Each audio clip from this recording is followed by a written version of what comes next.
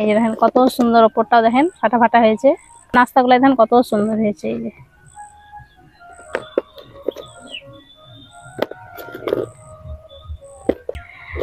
একটা ভেঙে দেখাচ্ছি। এই নাস্তাগুলো একেবারে সফট হয়, মুখে দেওয়া মাত্রই মিলিয়ে যাবে, ওপরটা খাস্তা। এই এই দেখেন, আর একটুও কাঁচা নেই। এই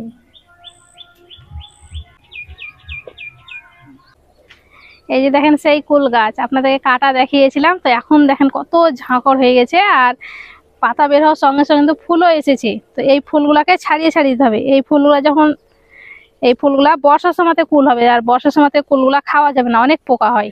আর এই ফুলগুলা যদি ভেঙে দেওয়া হয় তাহলে গাছের গ্রোথটা আরো বেশি ভালো হবে।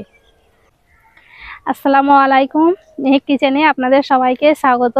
হঠাৎ যদি বাড়িতে কোনো মেহমান বাড়তে চলে আসে, তাহলে ঝটপট শুধুমাত্র একটা ডিম আর আটা দিয়ে মাত্র 10 মিনিটে নাস্তা বানিয়ে নিতে পারবেন। আর এই নাস্তাটা এতটা খেতে মজার হয় কি বাচ্চা থেকে বড় সবাই খুব বেশি পছন্দ করবে। চাইলে বাচ্চাদের স্কুলে টিফিনও দিতে পারবেন। আর এই নাস্তাটা একবার বানিয়ে অনেক দিন পর্যন্ত রেখে খেতে পারবেন।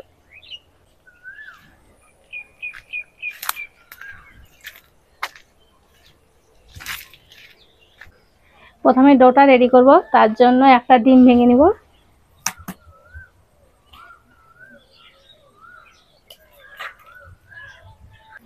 আমি এখানে একটা ডিম নিয়েছি, আপনারা চাইলে দুটো ডিমও নিতে পারেন। এবার দিয়ে দিচ্ছি চিনি। চিনি আপনারা চাইলে কম বেশি করে নিতে পারেন, যে যেমন মিষ্টি খাবেন সেই হিসাবে দিয়ে দিবেন। এখানে আমি হাফ কাপ মতন চিনি দিয়ে দিলাম।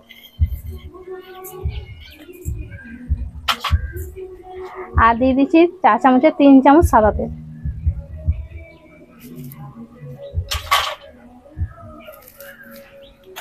এবার সবকিছু ভালো করে একবার ঘুলিয়ে নেবো, যাতে ডিম চিনি সব একসাথে ঘুলে যায়।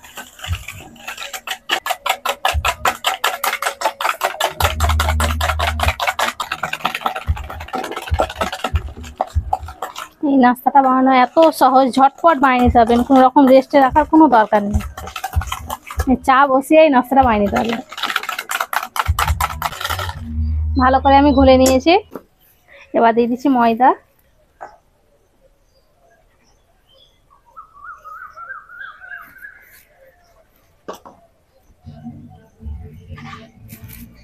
একটু দিয়ে দিচ্ছি এলাচ গুঁড়ো, তাহলে ডিমের আর গন্ধটা লাগবে না। এবার দিয়ে দেবো চা চামচের 2 চামচ পাউডার দুধ।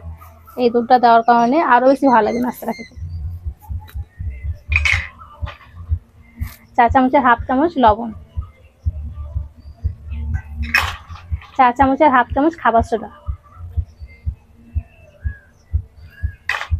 এবার ভালো করে মেখে নিব।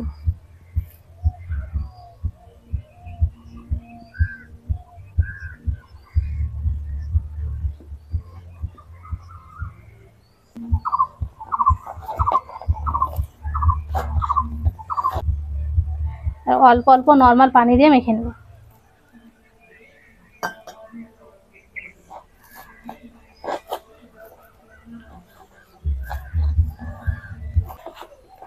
খুব বেশি পানি যেন, অল্প অল্প পানি দিয়ে মেখে নিতে হবে, কেননা চিনি থেকেও কিন্তু পানি ছাড়ে, তখন নরম হয়ে যাবে অনেকটা।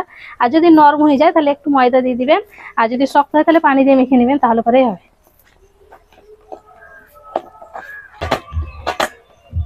ডোটাকে আমি ভালো করে মেখে নিয়েছি। এই যে এরকম করেই মেখে নিতে হবে, খুব বেশি এটা নরম না হয়।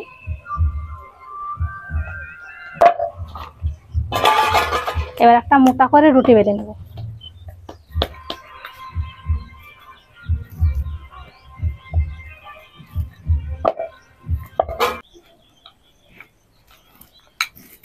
মোটা করে একটা রুটি বেলে নিয়েছি। এবার সাইড এগুলা কেটে নিচ্ছি।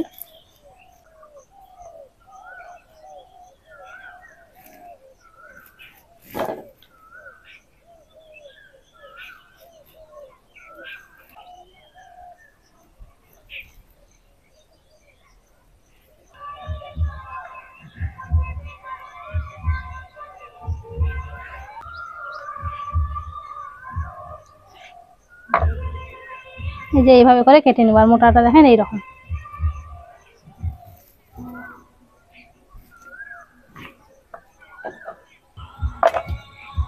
আমি এরকম করে কেটে নিচ্ছি, আপনারা চাইলে গোল করে অথবা চৌকো করেও কেটে নিতে পারেন।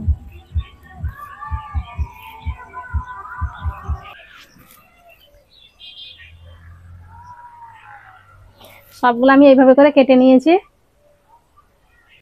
নাস্তাওয়ালা ভাজার জন্য চুলোতে আমি প্যানটা বসিয়ে দিয়েছি। এবার দিয়ে দিচ্ছি তেল। তেলটাকে ভালো করে গরম করে নেব। তেলটা ভালো মতন গরম হয়ে গেছে, এবার একে একে দিয়ে দেবো।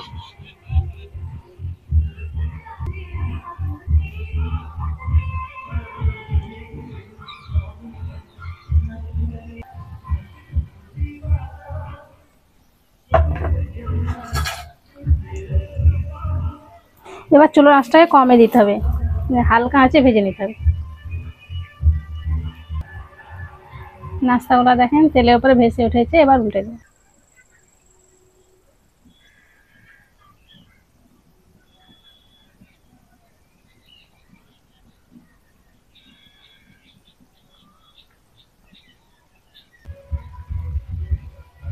আর এক পিঠ যখন এইরকমই লাল হবে তারপরে উল্টে দিবেন।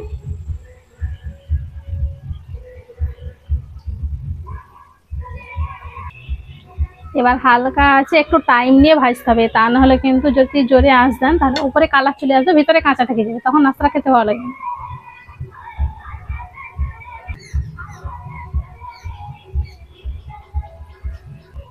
ওই পিঠটাও ভাজা হয়ে গেছে, আবার উল্টে দেবো।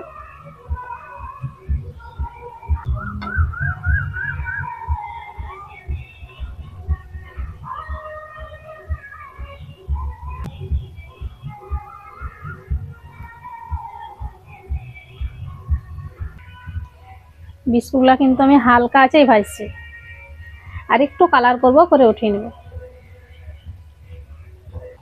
নাস্তাগুলো ভাজা হয়ে গেছে, উঠিয়ে নেব।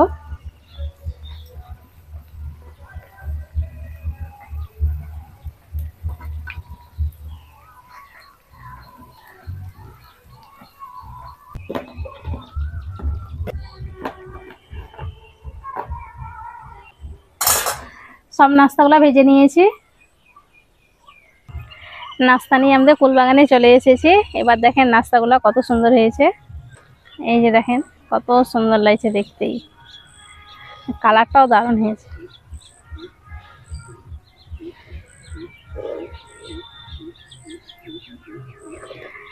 এই যে দেখেন কত সুন্দর, ওপরটাও দেখেন ফাটা ফাটা হয়েছে। সব নাস্তাগুলো দেখেন কত সুন্দর হয়েছে। এই যে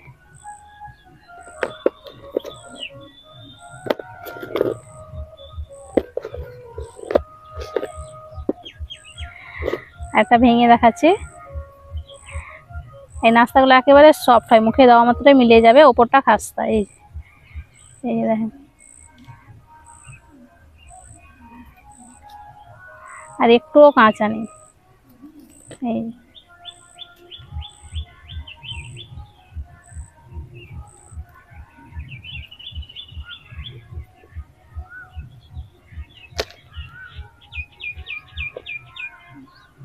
এইভাবে বেশি করে নাস্তা বানিয়ে নাস্তাটাকে ভালো করে ঠান্ডা করবেন, করে একটা কৌটোর মধ্যে ভরে রেখে দেবেন। অনেক দিন পর্যন্ত রেখে খেতে পারবেন। যখন বাচ্চারা বিকেলবেলায় খাওয়ার জন্য জিদ করবে তখন 2 পিস করে দিবেন, দেখবেন কত মজা করে খাবে। চাইলে বাচ্চাদের স্কুলে টিফিনেও দিতে পারবেন।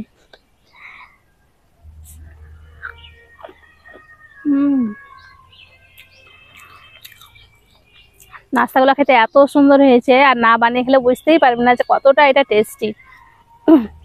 আর দেখলেন তো নাস্তাগুলো বানানো কত সহজ।